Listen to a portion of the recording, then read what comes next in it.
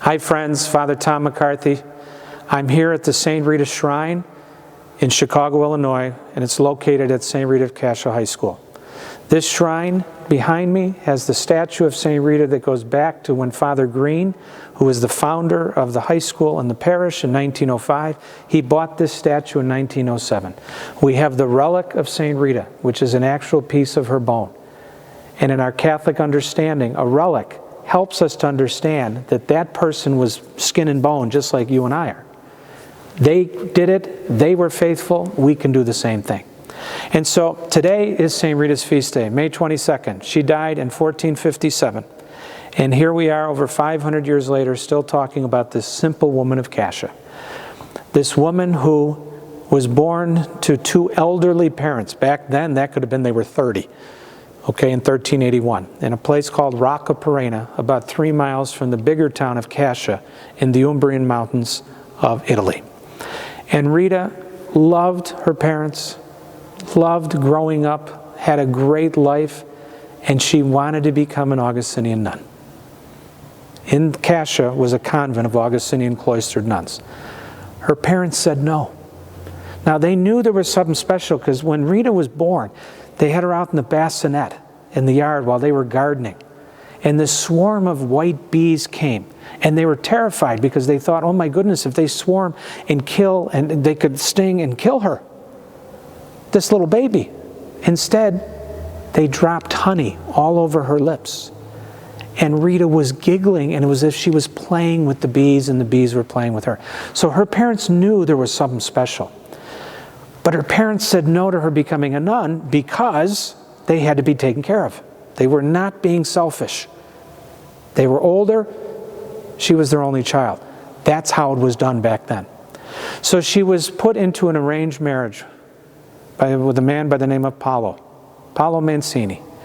And Paolo was a wild kind of guy, rough, gruff around the edges, kind of a small town mobster of the day. There were these two warring factions in the Cascia, in the Umbrian area. And Paolo belonged to one of these with his family. This arranged marriage, as I could imagine most arranged marriages most of us wouldn't want to be in, it actually worked. And you know why it worked? Because of Rita. Her love, her patience, her forgiveness, and her prayer, and her faith. And she turned Paolo away from that former way of life. And they actually fell in love, which didn't happen a lot in an arranged marriage. They had 2 sons, and the 2 sons were unbelievable joys to the 2 of them. And life was good. Life was good until one day Paolo was coming home from work. He was a watchtower guard. And an old vendetta, someone who saw him changing and realizing that he was weak, and he was stabbed to death, which left Rita and her 2 sons all alone. Rita was in mourning. This was a man she loved. Her 2 sons, they were teenagers. They wanted to kill. They wanted to get vengeance. They wanted the vendetta. And Rita knew that they were just so angry and in sorrow over the loss of their father. And she took them to the church, and she pointed up to the crucifix. The 2 of them are there, and there's a gorgeous painting of this in Cascia today in Italy. And she said, vengeance is God's. And she said to the 2 sons, God will take care of that murderer. It's not your doing. And in her private prayer, she said, Lord, I love my sons so much. I love them. Please, take them home to you in heaven if you have to, so that they don't commit this horrible murder and crime.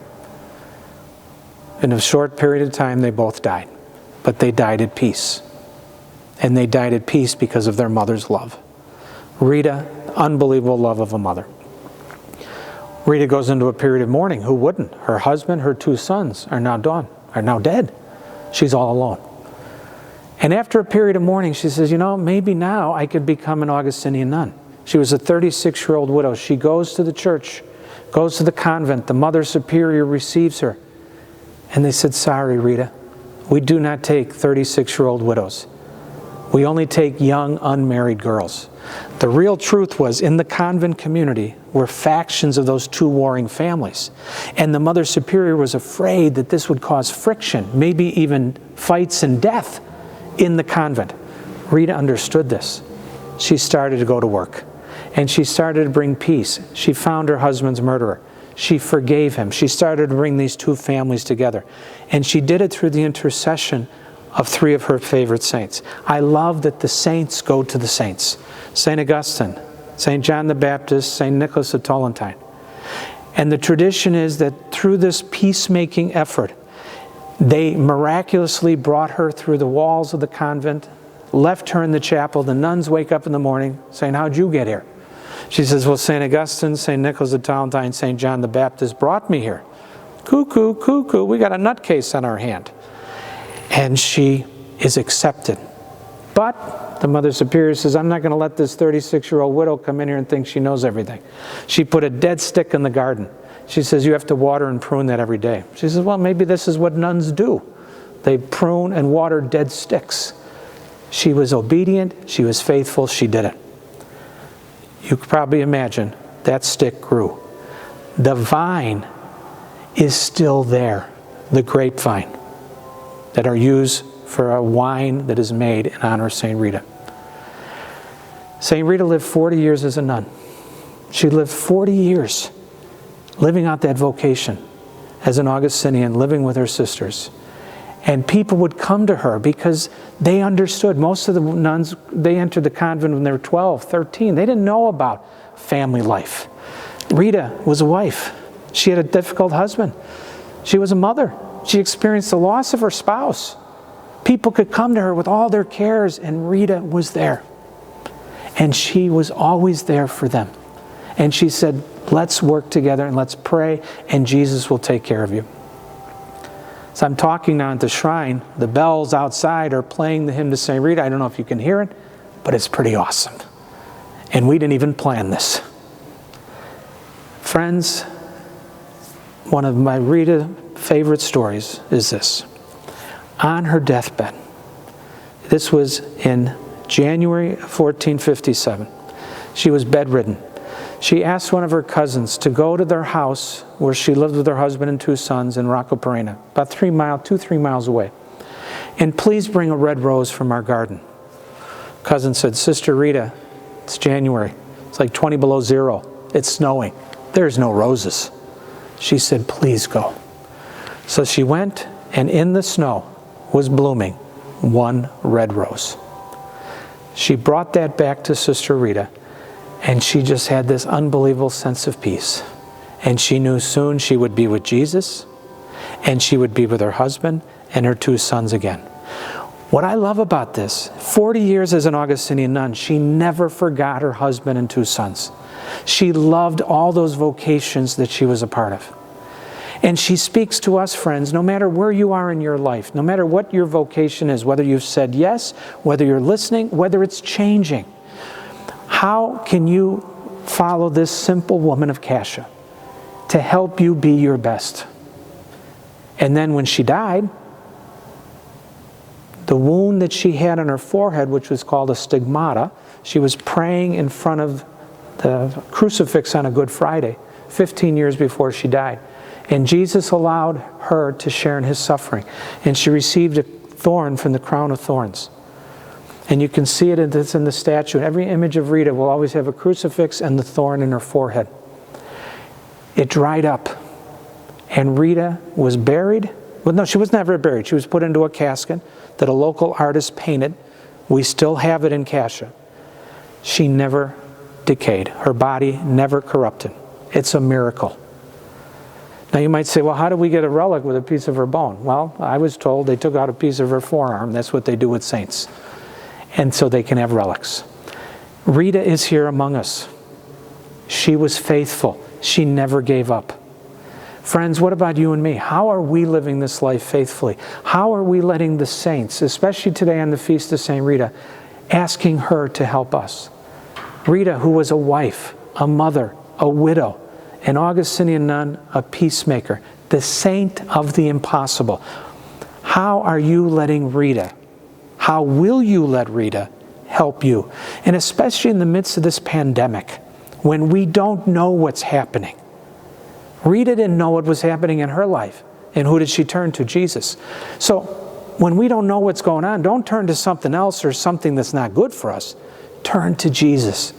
Turn to the saints who show us the way. People always ask me, Father Tom, what are the rings you wear? I wear the Claddagh ring as my profession ring, the Irish wedding ring. My profession ring is an Augustinian friar. But I also wear the ring, this is an exact replica of St. Rita's wedding ring.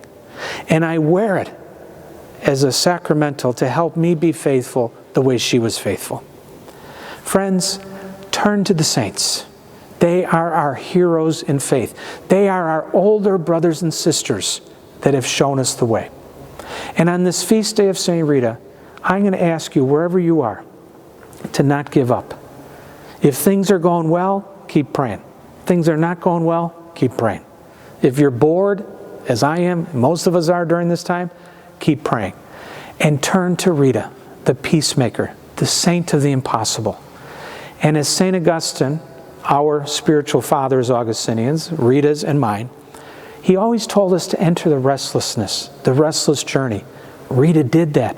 And look at what she did during all those different vocations. So friends, where are you at in your life right now? Is life going well? Are you struggling? Are you scared? Are you bored? Are you angry? Are you mourning? Are you searching? To our young people, hey God, what do you want me to do in life? Don't be afraid. Turn to this simple woman of Cascia who was unbelievable in her faithfulness, and she never gave up. Friends, thanks for sharing these few moments with me today on Rita's Feast Day. And if you know anyone in your life that is hurting or needs this, share this video with them. Give them, maybe you're going to be the answer to their prayer. And say, hey, just listen to this video. And then get to know about Rita. Ask her prayerful intercession. And one, don't give up. Because she never gave up. She was faithful. We can be faithful. And so, as to close up our time, I would like to give all of you the blessing with the relic of St. Rita. So my friends, thank you for being with me. Thank you for listening. Get to know Rita, and you will find a new friend that will never let you down. The Lord be with you. Through the intercession of St. Rita, may Almighty God bless you, the Father, the Son, and the Holy Spirit. Amen. St. Rita of Cascia, pray for us. Happy Feast Day.